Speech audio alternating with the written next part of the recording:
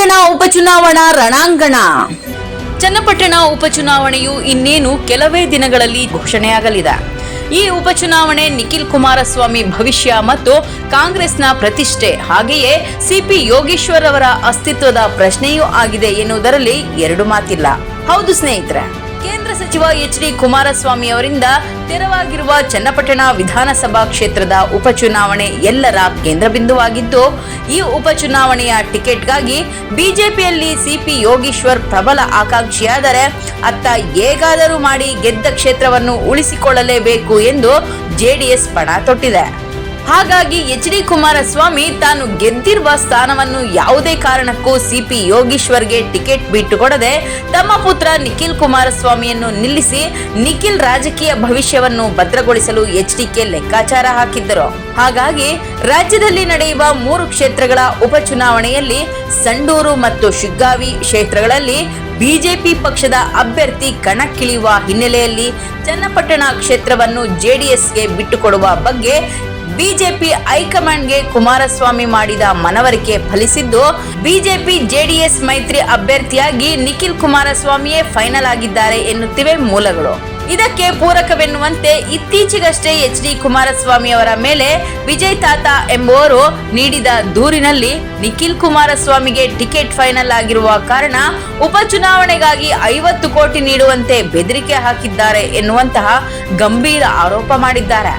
ಇನ್ನು ನಿಖಿಲ್ ಕುಮಾರಸ್ವಾಮಿ ಅವರನ್ನು ಗೆಲ್ಲಿಸಿಕೊಂಡು ಬರೋಣ ಎಂದು ಜೆಡಿಎಸ್ ಸಭೆಯಲ್ಲಿ ಕಾರ್ಯಕರ್ತ ಜಯಮುತ್ತು ಹೇಳಿಕೆ ನೀಡಿರುವುದು ಚನ್ನಪಟ್ಟಣ ದೋಸ್ತಿ ಅಭ್ಯರ್ಥಿಯಾಗಿ ನಿಖಿಲ್ ಕುಮಾರಸ್ವಾಮಿ ಫೈನಲ್ ಆಗಿದ್ದಾರೆ ಎಂಬುದನ್ನು ಖಚಿತಪಡಿಸುವಂತಿದೆ. ಕುಮಾರಸ್ವಾಮಿಯವರ ಭಾವನಾತ್ಮಕ ಭಾಷಣ. ಇದಿಷ್ಟೇ ಅಲ್ಲದೆ ಇತ್ತೀಚೆಗಷ್ಟೇ ಚನ್ನಪಟ್ಟಣದಲ್ಲಿ ಎಚ್ ಡಿ ಕುಮಾರಸ್ವಾಮಿ ಅವರು ಭಾವನಾತ್ಮಕ ಭಾಷಣ ಮಾಡುತ್ತಾ, ನನ್ನನ್ನ 2 ಬಾರಿ ನೀವು ಗೆಲ್ಲಿಸಿದ್ದೀರಿ, ನನ್ನ ಬದುಕು ಇರೋದು ನಿಮ್ಮ ಋಣ ತೀರಿಸೋಕೆ, ನಿಮ್ಮ ಮನೆ ಮಗ ನಾನು, ನಿಮ್ಮ ಮಗನಿಗೆ ಹಾಲಾದ್ರೂ ಕೊಡಿ, ವಿಷವಾದ್ರೂ ಕೊಡಿ ಎಂದು ಪರೋಕ್ಷವಾಗಿ ನಿಖಿಲ್ ಕುಮಾರಸ್ವಾಮಿಯನ್ನು ಚನ್ನಪಟ್ಟಣ ವಿಧಾನಸಭಾ ಕ್ಷೇತ್ರದ ಉಪಚುನಾವಣೆಯಲ್ಲಿ ನಿಲ್ಲಿಸುವ ಮಾಹಿತಿ ನೀಡಿದ್ದಾರೆ. ಕಾಂಗ್ರೆಸ್ಗೆ ಪ್ರತಿಷ್ಠೆಯ ಕಣ ಚನ್ನಪಟ್ಟಣ. ಚನ್ನಪಟ್ಟಣ ಉಪಚುನಾವಣೆಯನ್ನು ಪ್ರತಿಷ್ಠೆಯಾಗಿ ಪರಿಗಣಿಸಿರುವ ಉಪಮುಖ್ಯಮಂತ್ರಿ ಡಿಕೆ ಶಿವಕುಮಾರ್ ರವರು ಈ ಕ್ಷೇತ್ರವನ್ನು ಕಾಂಗ್ರೆಸ್ ಮಡಲಿಗೆ ಹಾಕಿಕೊಳ್ಳಲು ಶತಪ್ರಯತ್ನ ಮಾಡುತ್ತಿದ್ದಾರೆ.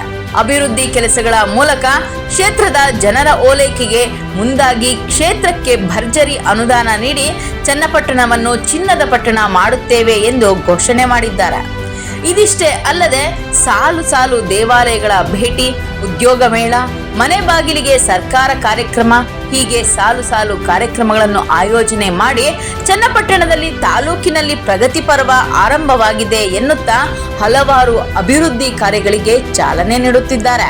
ಇನ್ನು ಚನ್ನಪಟ್ಟಣದಲ್ಲಿ ತಾನೇ ಕಾಂಗ್ರೆಸ್ನಿಂದ ಅಭ್ಯರ್ಥಿ ಎಂದು ಡಿಕೆ ಶಿವಕುಮಾರ್ ಅವರು ಘೋಷಣೆ ಮಾಡಿದ್ದರೂ ಕಳೆದ ಲೋಕಸಭಾ ಚುನಾವಣೆಯಲ್ಲಿ ಡಾಕ್ಟರ್ ಮಂಜುನಾಥ್ ವಿರುದ್ಧ ಡಿಕೆ ಸುರೇಶ್ ರವರು ಪರಾಭವಗೊಂಡಿರುವ ಕಾರಣ ಮತ್ತೆ ರಾಜಕೀಯ ನೆಲೆ ಕಲ್ಪಿಸುವ ಹಿನ್ನೆಲೆಯಲ್ಲಿ ಕಾಂಗ್ರೆಸ್ ಅಭ್ಯರ್ಥಿಯಾಗಿ ಮಾಜಿ ಸಂಸದ ಡಿಕೆ ಸುರೇಶ್ ರವರನ್ನು ಚನ್ನಪಟ್ಟಣ ಉಪಚುನಾವಣೆಯಲ್ಲಿ ಕಣಕ್ಕಿಳಿಸಲಿದೆ ಎನ್ನುತ್ತವೆ ಕಾಂಗ್ರೆಸ್ ಮೂಲಗಳು.